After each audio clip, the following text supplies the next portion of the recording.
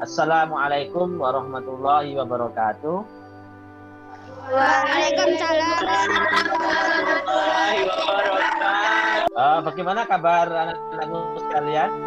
Mudah-mudahan sehat selalu ya. Nah, semuanya masih dalam keadaan sehat walaupun masa pandemi ini belum berakhir, maka kalian harus tetap menjaga kesehatan kalian. Oke, untuk Bu Ika, bagaimana sehat Bu Ika? Waalaikumsalam warahmatullahi wabarakatuh. Baik, anak-anakku sekalian, alhamdulillah ini sudah pada hadir semua. Nah, maka untuk berikutnya materi kali ini kita masih melanjutkan bab listrik statis. Nah, kalau kemarin kita sudah membahas muatan-muatan ya. Bagaimana kalau muatan positif bertemu positif?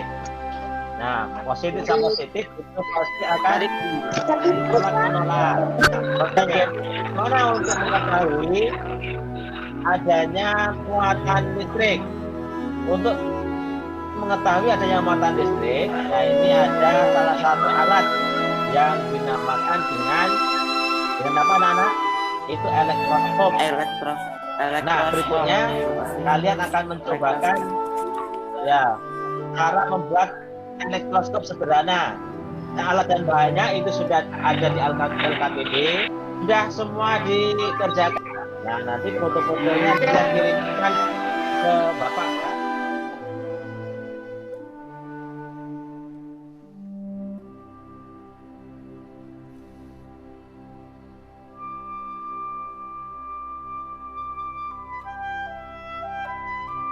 Sekarang kalian mempraktekkan apa yang terjadi jika penggaris plastik ini digosokkan ke rambut, kemudian kalian dekatkan ke elektroskop yang sudah kalian buat.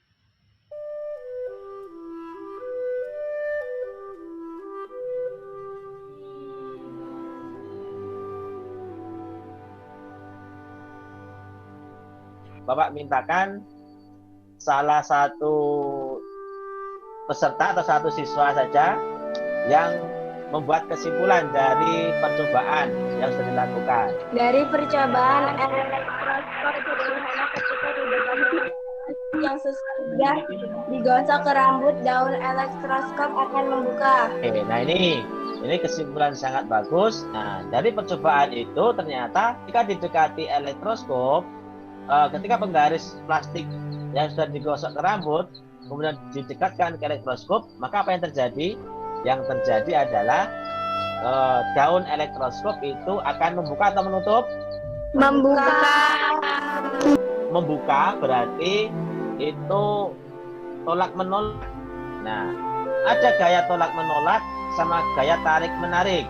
Nah, besarnya gaya tolak menolak atau gaya tarik menarik ini disebut dengan gaya Coulomb. Berikutnya di sini ada materi sedikit tentang gaya Coulomb beserta contohnya. Baik, anak-anakku sekalian, besarnya gaya tarik atau tolak menolak antara muatan itu sebanding dengan besar muatan masing-masing dan berbanding terbalik dengan kuadrat jarak antara kedua muatan. Nah, ini dirumuskan F sama dengan K Q1 dikali Q2 per R kuadrat. Untuk lebih jelasnya, kita simak contoh berikut. Contoh soal 1. Jika ada dua benda bermuatan dengan Q1 sama dengan 4 mikrocoulomb, dan Q2 sama dengan 6 mikrokulum dengan jarak 2 cm. Berapakah gaya kolom yang terdapat di antara dua benda tersebut? Dari soal tersebut, maka dapat diketahui beberapa besaran yang digunakan untuk menghitung gaya, yaitu muatan dan juga jarak. Untuk menghitung gaya, kita menggunakan perumusan hukum kolom. Pertama, kita kalikan terlebih dahulu konstanta yang di depan. 9 dikali 4 dikali 6 sama dengan 216, 2 kuadrat sama dengan 4, 216 dibagi 4 sama dengan 54. Lalu, jika pangkat dikalikan dengan pangkat, maka pangkatnya ditambah. 9 ditambah min 6 ditambah min 6 sama dengan min 3. Jika pangkat dipangkatkan, maka pangkatnya dikali. Min 2 dikali 2 sama dengan min 4. Pindahkan ruas bawah ke atas sehingga min 3 ditambah 4 sama dengan 1. Maka 54 dikali 10 pangkat 1 sama dengan 540 Newton. Contoh soal 2. Dari soal tersebut, diketahui beberapa besaran yang digunakan untuk menghitung gaya, yaitu muatan, jarak, dan juga konstanta. Untuk menghitung gaya, kita menggunakan perumusan hukum kolom. Pertama, kita kalikan terlebih dahulu konstanta yang di depan. 9 dikali 8 dikali 5 sama dengan 360. Lalu, jika pangkat dikalikan dengan pangkat, maka pangkatnya ditambah. 9 ditambah min 6 ditambah min 6 sama dengan min 3. Jika pangkat dipangkatkan, maka pangkatnya dikalikan. Min 1 dikali 2 sama dengan min 2. Pindahkan ruas bawah ke atas sehingga min 3 ditambah 2 sama dengan min 1. Maka 360 dikali 10 pangkat min 1 sama dengan 36 Newton. Nah, kemudian dari video yang Bapak share tadi mengenai bab hukum kolom dan gaya kolom dan beserta contohnya, maka dapat disimpulkan dari pembelajaran ini. Kesimpulan dari pembelajaran pada hari ini adalah alat untuk mengetahui muatan adalah elektroskop. Muatan bisa tarik-menarik jika berlainan jenis. Muatan bisa tolak-menolak jika sejenis. Pembelajaran pada hari ini yaitu alat yang digunakan untuk mengetahui adanya muatan itu dinamakan dengan apa? Elektroskop. Kemudian di sini gaya tarik menarik atau tolak menolak itu dinamakan dengan gaya kolom. Nah, untuk berikutnya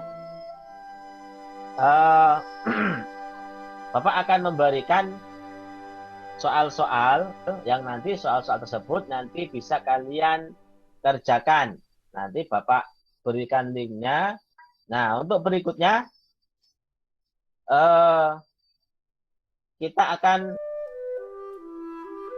itu tentang listrik dinamis. Baik, dari sini ada yang mau ditanya. Baik, jika tidak ada pertanyaan, maka kita cukupkan pertemuan kita pada kali ini. Ya, mudah-mudahan pertemuan kita kali ini bisa bermanfaat bagi kita semua. Dan silakan kalian mempelajari link-link YouTube yang berkaitan dengan listrik statis. Oke? Nah, baik, dari Bapak jika ada kesalahan, Bapak mohon maaf. Kemudian Bapak akhiri. Wassalamualaikum warahmatullahi wabarakatuh. Waalaikumsalam warahmatullahi wabarakatuh.